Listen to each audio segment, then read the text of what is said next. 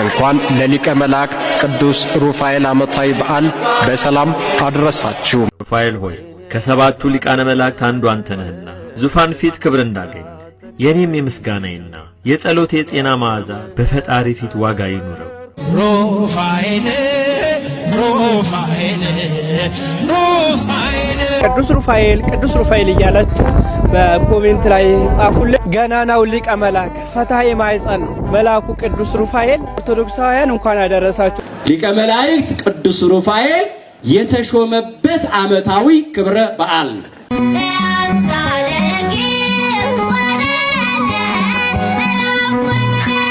ዛሬ ከሰባቱ ሊቃነ መላእክት አንዱ የሆነው ፈታሄ ማኅፀን ፈዋሴ ዶያን መልአከ ከብካብ መራሄ ፍኖት ቸር ሩሩህ የዋህና መሐሪ የሆነው ሊቀ መላእክት ቅዱስ ሩፋኤል ነው።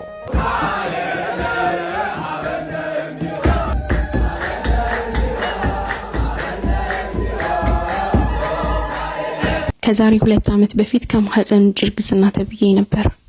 ተቀበል ጸሎቴን አሳርግ ጥላቴን ሩፋኤል። ስሙን ለሚጠሩ መታሰቢያውን ለሚያደርጉ እንደ መልካም ጓደኛ በችግራቸው ጊዜ ሁሉ ፈጥኖ የሚደርስላቸው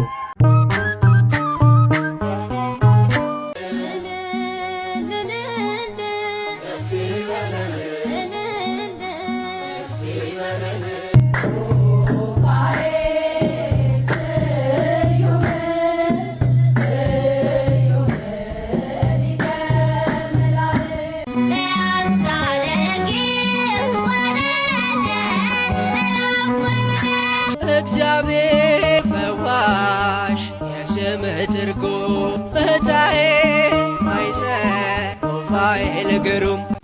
ሰላም ውድ ቻናል ቤተሰቦች፣ ሰላም ውድ ኦርቶዶክሳውያን፣ እንኳን ለታኅሳስ 13 የቅዱስ ሩፋኤል ዓመታዊ ክብረ በዓል በሰላም አደረሳችሁ። የቅዱስ ሩፋኤል ዓመታዊ ክብረ በዓል ታኅሳስ 13 ለምን እናከብራለን? ይህንን በማስመልከት የተማማርን ቆይታ የምናደርግ ይሆናል። እንዲሁም ፈታሄ ማኅፀን ቅዱስ ሩፋኤል ያደረገውን ታምርም የምንመለከት ይሆናል። ሁላችሁም ኮሜንት ላይ ቅዱስ ሩፋኤል እያላችሁ ኮሜንቱን አጥለቅልቁት። ወደ አዘጋጅናላችሁ ቪዲዮዎች ከማለፋችን በፊት ለብዙ ኦርቶዶክሳውያን ይህ ቪዲዮ እንዲዳረስ ሁላችሁም ቪዲዮን ላይክ በማድረግ ጀምሩ። ቢያንስ 5000 ላይክ እና ከዛ በላይ ላይክ፣ ሼር፣ ሰብስክራይብ ያደርጋችሁ በቀጥታ ወደ መጀመሪያው ቪዲዮ ላሳልፋችሁ። ታኅሳስ 13 ቅዱስ ሩፋኤል ለምን ይከበራል? በዓለ ሲመቱ ነው። ሊቀ መላእክት ቅዱስ ሩፋኤል የተሾመበት ዓመታዊ ክብረ በዓል የመጀመሪያው። ሁለተኛው የምናከብረው በዓል በእስክንድርያ በደሴት አጠገብ በተሰራች ቤተክርስቲያን በመልአኩ በቅዱስ ሩፋኤል ስም በተሰየመች ቤተክርስቲያን ማለት ነው። ብፁዕ አቡነ ቴዎፍሎስ በነበረበት ዘመን ይላል የቤተክርስቲያን ታሪክ፣ የመጀመሪያዋ ቤተክርስቲያን በዚያ በቅዱስ ሩፋኤል ስም ታንጻ ቤቱ በቅዳሴ የከበረበት ዓመታዊ መታሰቢያ ክብረ በዓል ነው። ከዚህ ሁሉ ጋር ደግሞ ቤተክርስቲያኗ የተሰራችው በአሳ አንበሪ ላይ ስለነበረ ይላል ታሪኩ። ብዙ ሰዎች በቤተ ክርስቲያን ለአምልኮት ተሰብስበው ሳሉ እነሆ ከበዳት። ከዚያ አሳ አንበሪው አናወጻት፣ ሊያሰጥማት፣ ሊያጠፋት። ቅዱስ ሩፋኤል ሰይጣንን በጦር ወግቶ እነሆ አሳ አንበሪው ጸጥ እንዲልና ቤተ ክርስቲያኒቱ እንዳትሰጥም እንዳትጠፋ ገቢረ ተአምራትም ያደረገበት ነው። ክብር ይግባው ሊቀ መላእክት ቅዱስ ሩፋኤል። ለመምህራችን ለመምህር ዘላለም ወንድሙ ቃለ ሕይወትን ያሰማልን። የቅዱስ ሩፋኤል ምልጃና ተራዳኢነት አይለየን። በድጋሚ መልካም በዓል ይሁንላችሁ። በመቀጠል ቅዱስ ሩፋኤል ማለት ምን ማለት ነው? ለቅዱስ ሩፋኤል የተሰጠው ስልጣንስ ምንድነው የሚለውን አብረን እንከታተል። ሩፋኤል ማለት ምን ማለት ነው? የሩፋኤል ወዳጆች ይህን ቪዲዮ ሼር በማድረግ ለሁሉም አድርሱልኝ። ሩፋኤል ማለት ምን ማለት ነው? በልሳነ ዕብራይስጥ ሩፍ ማለት ጤና፣ ፈውስ፣ መድኃኒት ሲሆን ኤል ማለት ደግሞ አምላክ እግዚአብሔር ማለት ነው። እግዚአብሔር በነገደ መላእክት አለቆች የሆኑ ሰባቱን ሽሟል። ቅዱስ ሩፋኤል ከሊቃነ ነገድ መላእክት ቅዱስ ሚካኤልን፣ ቅዱስ ገብርኤልን በመቀጠልም በማዕረግ ሶስተኛ ሆኖ የተሾመው ሊቀ መላእክቱ ነው። ዮሐንስ ወንጌላዊ ቀደም ብሎ ተናግሯል። እንዲህም ይላል፣ እግዚአብሔር በነገደ መላእክት አለቆች የሆኑ ሰባቱን ሹሟል። ቅዱስ ሩፋኤል ከሊቃነ ነገደ መላእክት ቅዱስ ሚካኤልና ቅዱስ ገብርኤል በመቀጠል በማዕረግ ሶስተኛ ሆኖ የተሾመ ሊቀ መላእክት ነው። የዮሐንስ ወንጌል ቀደም ብሎ እንደተናገረው ቅዱስ ሩፋኤል የሴቶችን ማኅፀን ይፈታ ዘንድ ሥልጣንን ተሰጥቶታል። መልአኩ ሩፋኤል በ23 ነገደ መላእክት መናብርት ተብለው የሚጠሩ የተሾሙ ብርሃናዊ መላእክት ነው። አለቆችም 10 ናቸው። ከእነዚህም ውስጥ ቅዱስ ሚካኤል፣ ቅዱስ ገብርኤል፣ ቅዱስ ሩፋኤል፣ ቅዱስ ፋኑኤል፣ ቅዱስ ራጉኤል፣ ቅዱስ ኡራኤል፣ ቅዱስ ሱሪያል፣ ቅዱስ ሰዳክሊያን፣ ቅዱስ ሰላትያል፣ ቅዱስ ናንኤል ናቸው። እነዚህ ነገደ መላእክት ለዘላለም በሰማያት ሕያዋን ሆነው ይኖሩ ዘንድ እግዚአብሔር ወሰናቸው። ነገር ግን እግዚአብሔር ግን በጠራቸው ጊዜ ፈቃዱን ለመፈጸም እነዚህ መላእክት እስከ ጽርሐ አርያም ይወጣሉ። በላካቸውም ጊዜ የፍጥረታት ሁሉ ወሰን ስለሆናቸው ጨለማይቱን የባርባኖስ ስፍራ ድረስ ይወርዳሉ። ተመልሰውም ብቻውን የነበረውን ያለና የሚኖረውን በአገዛዝ ላይም ሁሉ ሥልጣን ያለውን ከማመስገን በቀር በበሽታም በሞትም ቢሆን ሐዘንም ቢሆን ወደ ሌለባቸው ቦታዎች ይገባሉ። እግዚአብሔርም ከሊቃነ መላእክት አንዱ ሩፋኤልን ሰራዊት አድርጎ መርጦ በመንበሩ ዙሪያ አቁሞታል። ቅዱስ ሩፋኤል ጻድቃን በገድላቸው የሚራዳቸው፣ የሚያጽናናቸው፣ የሚደግፋቸው እርሱ ነው። ፈታሔ ማኅፀን፣ አቃቤ ሆት፣ ሰዳሪ አጋንንት፣ ከሳቴ ዕውራን፣ ፈዋሴ ድውያን ተብሎ በመሆን ይታወቃል። የቅዱስ ሩፋኤል በረከት፣ የእልፈ አላፋት ነገደ መላእክት ረድኤት፣ አማላጅነት፣ የእግዚአብሔር በጎ ቸርነትና ምሕረት ዛሬም ዘወትር ከእኛ ጋር ይሁን፣ አሜን። ወስብሐት ለእግዚአብሔር ወለወላዲቱ ድንግል ወለመስቀሉ ክቡር። ይቆየን። ስሙን ለሚጠሩ መታሰቢያውን ለሚያደርጉ እንደ መልካም ጓደኛ በችግራቸው ጊዜ ሁሉ ፈጥኖ የሚደርስላቸው ከኃጢአት ተመልሰው ንስሐ የሚገቡበት ዕድሜን በምልጃው የሚያስጨምርላቸው ባረፉ ጊዜም በብርሃን ሰረገላ አሳፍሮ ባሕረ እሳትን አሻግሮ ወደ ገነት የሚያስገባቸው ሴቶች ከጸነሱባት ጊዜ ጀምሮ እስከሚወልዱ ድረስ በማኅፀን ያለውን ጽንስ ከዲያብሎስ ክፉ ሥራ እየጠበቀ የማይለያቸው በሚወልዱም ጊዜ መልኩን ደግሞ ጠበሉን ጠጥተው ድርሳኑን ታቅፈው ሲማጸኑት ጭንቃቸውን አቅልሎ በሰላም ልጅን የሚያስታቅፋቸው የሰው ልጆችን ቁስል ሊፈውስ የተሾመ አዛዝኤልን በረቂቅ ሰንሰለት አስሮ ወደ ጥልቁ የጣለ የቅዱሳንን ጸሎት ከሚያሳርጉ ከከበሩ ሰባቱ ቅዱሳን ሊቃነ መላእክት አንዱ የሆነ የራጉኤልን ልጅ ሳራን ባሎቿን እየገደለ ከሚያሰቃያት ጋኔን የፈወሰ የደጉን ሰው የጦቢትን ዓይኖች ያበራ የስሙ ትርጓሜ እግዚአብሔር ሐኪም ነው ወይም እግዚአብሔር ፈዋሽ ነው ማለት የሆነ ሰማያዊው ሐኪም የመላእክት አለቃ ቅዱስ ሩፋኤል በታኅሳስ 13 ቀን በዓሣ አንበሪ ጀርባ ላይ የታነጸ ቤተ መቅደሱን ከመፍረስ የታደገበትና ቅዳሴ ቤቱ የተከበረበት ዓመታዊ መታሰቢያ በዓሉ ነው። ለእግዚአብሔር ምስጋና ይሁን። እኛንም በቅዱስ ሩፋኤል ተራዳኢነት ይጠብቀን፣ ይቆየን። አሜን። ቃለ ሕይወትን ያሰማልን። ቅዱስ ሩፋኤል ፈታሔ ማኅፀን ነው። ብዙዎችን በምጥ ጊዜ በሰላም እንዲገላገሉ ያረዳ መልአክ ነው። ብዙዎችም ይህን ይመሰክራሉ። ወደ ቀጣዩ ቪዲዮ ወደ ቀጣዩ ምስክርነት ላሳልፋችሁ። ከዛሬ 2 ዓመት በፊት ከማህፀን ውጭ እርግዝና ተብዬ ነበር። የሕክምና ጊዜን ጨረስኩኝና ስወጣ መኖር እንኳን የምችል አልመሰለኝም ነበረ። በጣም በሐዘን ውስጥ ነበርኩ። በጣም ተሰብሬ ነበርና ጊዜዎች አልፈው ህመሜም ሻረና ቅዱስ ሩፋኤል ቤተክርስቲያን ያሳደገኝ ያስቀደስኩበት የቆረብኩበት የዘመርኩለትን ቅዱስ ሩፋኤልን ሄድኩኝና በቤትህ አድጌያለሁ፣ በቤትህ ቆርቤያለሁ፣ በቤትህ በአቅሜ አገልግዬሃለሁ እና ቅዱስ ሩፋኤል ማህፀንን የምትፈታ መልአክ ነህና አንተም እኔን አስበኝ፣ ያጣሁትን ልጅን ጨምረህ ልጅን እንድትሰጠኝ ፈልጋለሁኝ ብዬ ጸሎት አደረኩ። የሚገርማችሁ ጥቂት እንኳን ሳይቆይ ብዙም ሳይቆይ ቅዱስ ሩፋኤል ጸበሉን እየጠጣሁኝ 3 መንታ ማርገዜን አወቅኩኝ። አሁንም በጣም ከባድ ነው 3 መንታ እርግዝናና ከዛም የቅዱስ ሩፋኤልን ጸበል እየጠጣሁ ቅዱስ ሩፋኤል ልጆቼን አሳቅፈኝ በሰላም ልጆቼን እንዳቅፋን ተርዳኝ እያልኩኝ ይሄው እንደምታዩት 3 መንታ ልጆችን በሰላም በፍቅር አቅፍ ያለሁና ይሄ የቅዱስ ሩፋኤል ምስክርነት ነው የሰጠኋችሁ።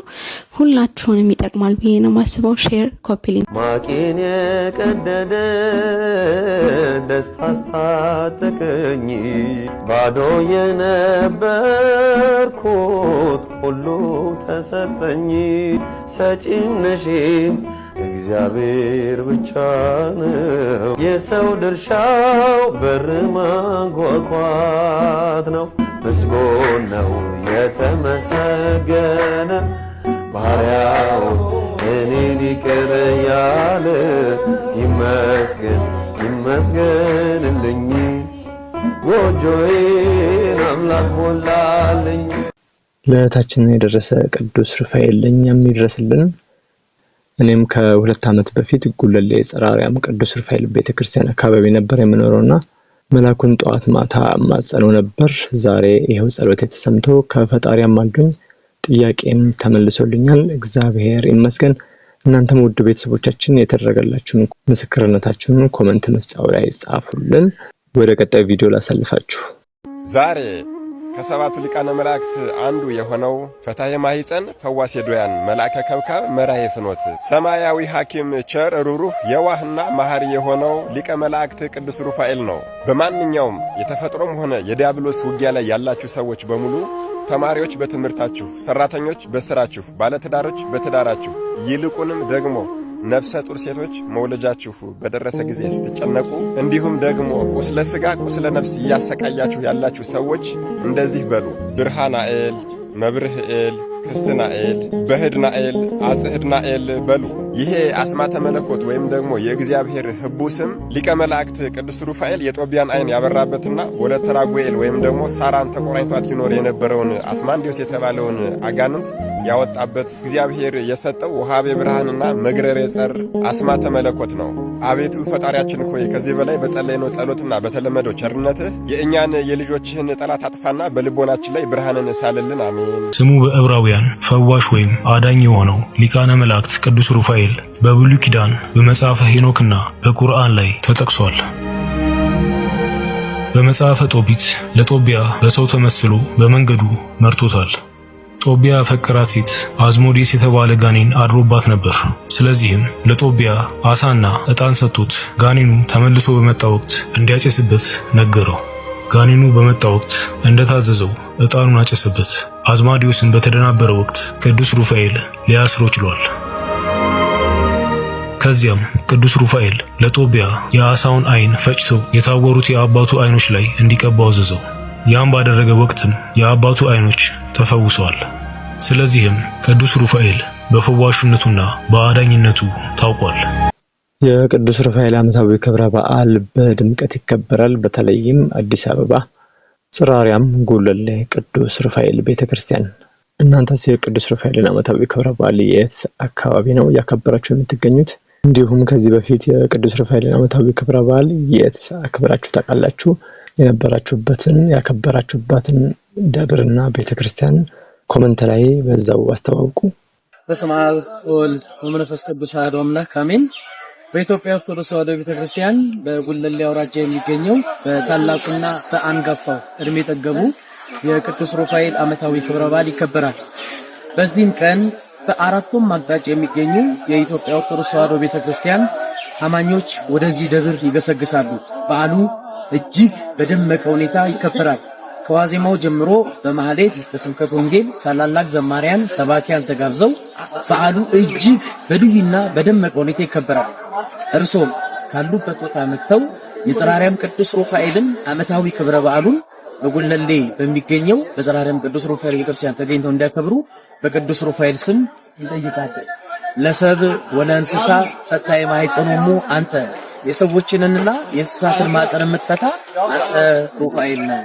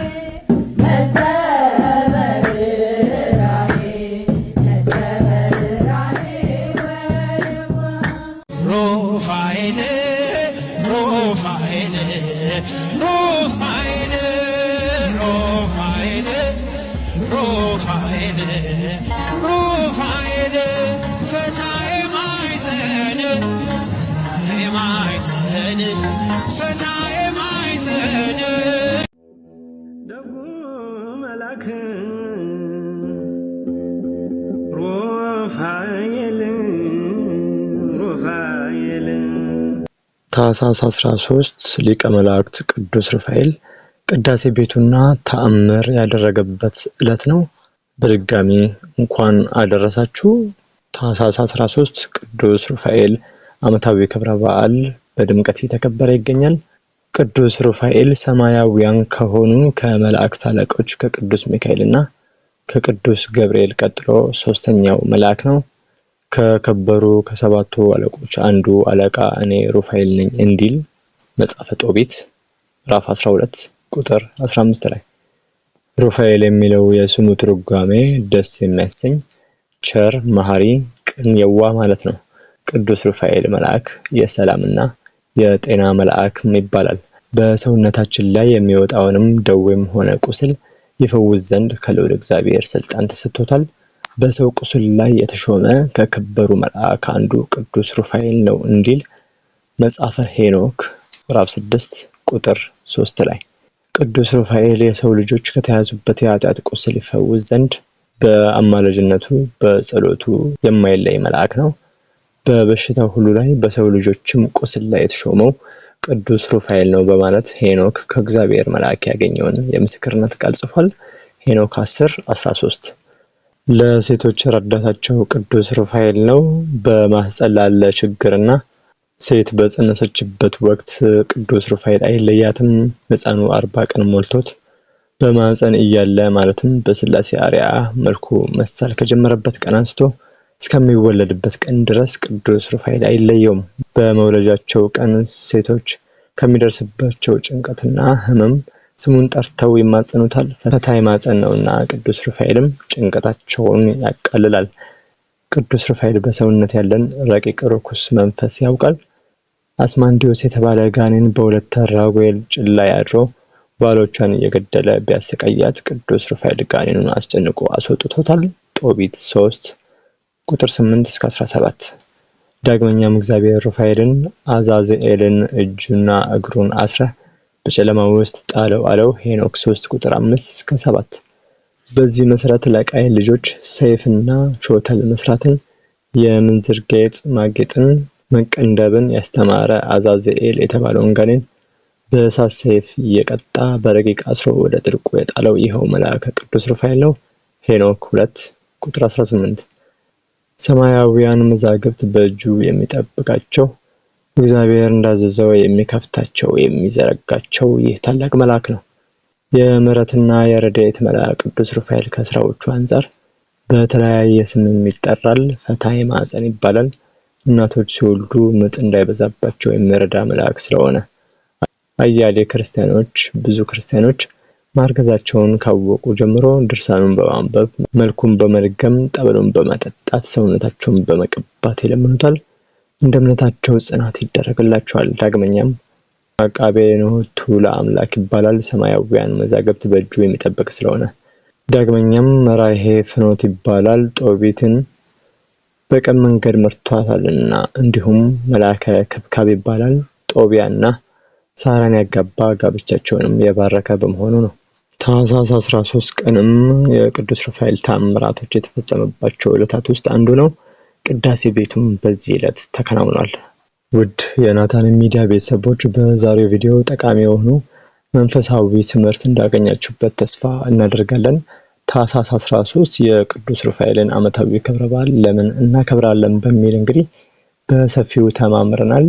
ይህ ቪዲዮ ለብዙ ኦርቶዶክሳውያን ይዳረስ ዘንድ ቪዲዮውን ላይክ፣ ሼር እያደረጋችሁ እንዲሁም ከዚህ በኋላ ደግሞ የምንለቃቸው ቪዲዮዎች ወደ እናንተ እንዲደርሱ ከዚህ በፊትም የለቀቅናቸው እጅግ አስተማሪ የሆኑ ቪዲዮዎችን እንድታገኙ ሰብስክራይብ ስታደርጉ የደወል ምልክቷን መጫንም አትርሱ። በውጭ ሀገራት ያላችሁ በሱፐር ቻት እንዲሁም በሱፐር ቴንክስ ቻናሉን መደገፍ ትችላላችሁ። ከላይ ከአጠገብ ቴንክስ የሚለውን በመጫን መደገፍ ትችላላችሁ። እንዲሁም ሀገር ውስጥ ያላችሁ ደግሞ ሁሌም ዝግጅቶቻችንን ቪዲዮ ስንለቅ በቪፒኤን ብትከታተሉን ስንል እንጠይቃለን። እንዲሁም ሰብስክራይብ ያደረጋችሁ ደግሞ ጆይን የሚለውን በመጫን ቋሚ ናታን ሚዲያ የሜምበርሺፕ አባል ቤተሰብ መሆን ትችላላችሁ። በዚህ ቻናል ምርትና አገልግሎቱን ለማስተዋወቅ እንዲሁም ለማንኛውም ሀሳብ፣ አስተያየት፣ ጥያቄ በቴሌግራም @ሄኖክ6679 ይጻፉልን ወይም በስልክ ቁጥር 0912735701 መደወል አሊያም መልእክቶን ማስቀመጥ ትችላላችሁ። አዘጋጅና አቅራቢ ሄኖክ ነበርኩኝ ከናታን ሚዲያ። በቀጣይ በሌላ አስተማሪ ቪዲዮ እስክንገናኝ እስከዛው ሰላም።